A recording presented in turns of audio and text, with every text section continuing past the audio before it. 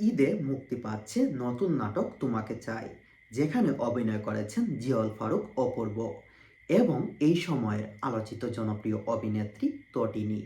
ইতিমধ্যেই জানা গেছে নাটকটি মুক্তি পেতে যাচ্ছে ঈদের দিন সন্ধ্যা ৭টার দিকে একটি ইউটিউব চ্যানেলে।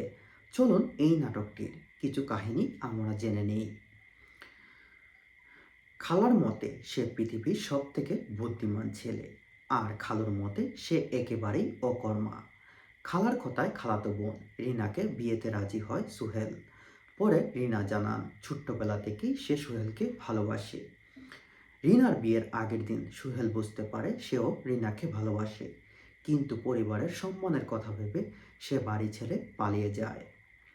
পরে জানা যায় রিনাও বিয়ে ভাঙার পরিকল্পনা করে পালিয়ে যায়। অভিনেতা অপূর্ব বলেন, নাটকটির গল্প ও চরিত্রগুলো আমার বেশ আলাদা লেগেছে। শুটিংয়ের সময় পুরো টিম খুব উপভোগ করে কাজ করেছি।